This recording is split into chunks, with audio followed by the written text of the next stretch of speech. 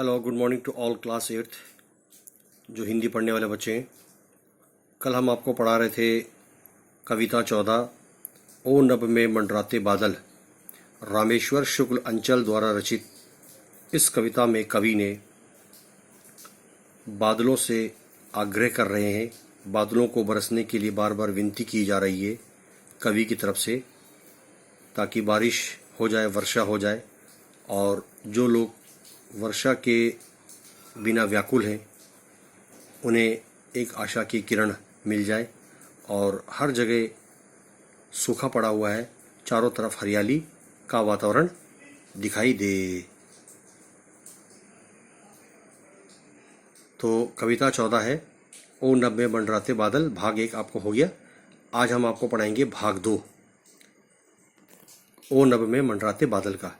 तो इस कविता की रचना करने वाले रचनाकार रामेश्वर शुक्ल अंचल जी बादलों से बार बार आग्रह करते हैं, बहुत ही विनम्रता से, कि चारों तरफ अपनी वर्षा बरसा दे।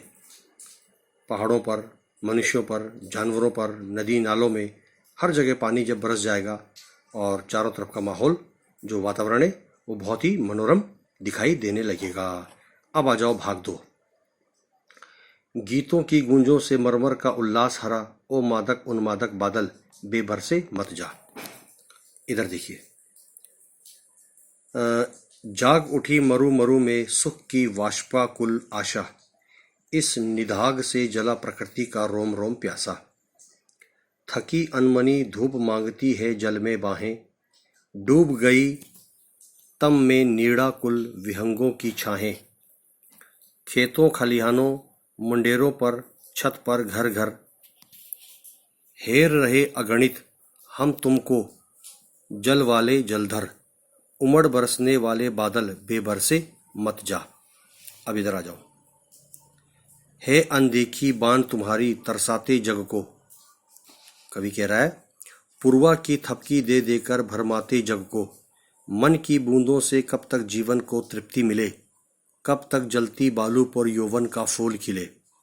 तुम बरसो फिर से धरती का तन शीतल होले, तुम बरसो मन की थकान का मन मिसरी घोले। ओ नभ के मंडराते बादल बेबरसे मत लौट जाना। एक बार फिर पढ़ते हैं इसको। इधर आ जाओ, भाग 2 देखिए। जाग उठी मरु मरु में सुख की वाष्पाकुल आशा, इस निदाग से जला प्रकृति का रोम रोम प्यासा। थकी अनमनी धूप मांगती है जल में बाहें, डूब गई तम में नीड़ा कुल विहंगों की छाहें। खेतों खलिहानों मुंडेरों पर, छत पर, घर घर, हेर रहे अगणित हम तुमको जल वाले जलधर, उमड़ उमड़ बरसने वाले बादल बेबरसे मत जा।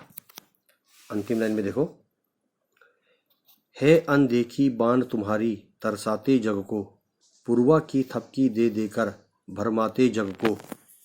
मन की बूंदों से कब तक जीवन को तृप्ति मिले, कब तक जलती बालू पर यौवन का फूल खिले। तुम बरसो फिर से धरती का तन शीतल होले, तुम बरसो मन की थकान का मन मिसरी घोले। ओ नभ के मंडराते बादल बेबरसे मत जा। रामेश्वर शुक्ल अंचल जी ने इस कविता की रचना की है। अब आ जाओ, इसके अर्थ क्या है। ये देखिए, कविता 14 ओ नभ के मंडराते बादल, भाग 2 यहाँ से।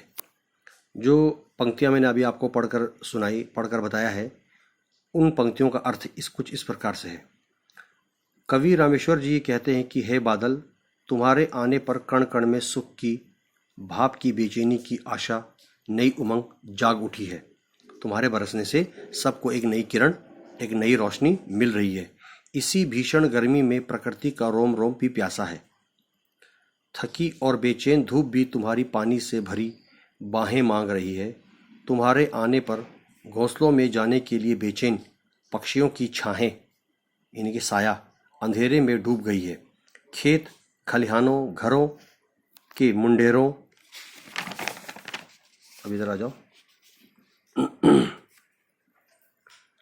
छतों पर, हर घर में अनगिनत लोग तुम्हें देख रहे हैं। छतों पर चढ़कर भी तुम्हें लोग देख रहे हैं, ठीक है ना। खेतों में भी देख रहे हैं, खलिहानों में भी देख रहे हैं। अतः इसलिए हे घुमड़ घुमड़ कर बरसने वाले बादल, आसमान में छाने वाले काले काले बादल, अब बिना बरसे मत चले जाना, अब तुमको बरसना ही होगा। कवि बादल से ये कहता है कि ये तुम्हारी पुरानी आदत है, तुम्हारी पुरानी परंपरा है कि तुम आकाश में उमड़ घुमड़ कर संसार को वर्षा के लिए तरसाया करते हो।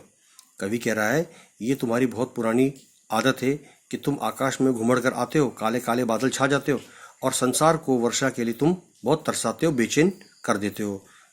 लोग ये देखते हैं कि अब आसमान में काले बादल आए हैं तो अवश्य ही वर्षा होने वाली है, लेकिन मन की बूंदों से जीवन को तृप्ति नहीं मिलती, मन की बूंदों से जीवन को पूरी तरह से संतुष्टि नहीं मिलती। क्योंकि भला ये तुम सोचो कि कहीं जलती बालू पर यौवन का फूल खिल सकता है, कहीं पर रेत है, चारों तरफ रेगिस्तान इलाका है, मरुभूमि है, वहाँ पर क्या कोई फूल उग सकता है? क्या वहाँ पर कोई अनाज, कोई फसल पैदा की जा सकती है? नहीं। तुम बरस पड़ो जिससे गर्मी के ताप से, गर्मी के इस तपिश से धरती का तन शीतल हो जाए, धरती का जो शरीर है वो ठंडा हो जाए और चारों तरफ का वातावरण सुखद हो जाए और सारी थकान भी मिट जाए, मन को संतुष्टि मिले, साथ साथ मन में एक नई कल्पनाएं, नए स्वप्न, नई आशाएं जागृत हो जाए, चारों तरफ ये चीज़ें सुंदर तरीके से फैल जाए। कवि कहता है हे बादल, तुम जल्दी से बरस जाओ और बिना बरसे लौटकर नहीं जाना। तो ये थी भाग 2 के अर्थ। तो यहाँ पर है, आप इनको देखो अच्छी तरह से, यहाँ पर लिखा है देखो, और इसको समझते भी रहना। आप इसको कितनी बार पढ़ोगे तो आपको उतनी बार ही समझ में आएगा। यहाँ देखो आप, ये देखो, ये भाग 2 है। भाग 2 आपकी किताब में लिखा हुआ है कविता, और उसका अर्थ यहाँ है, ये देखो, ठीक है ना।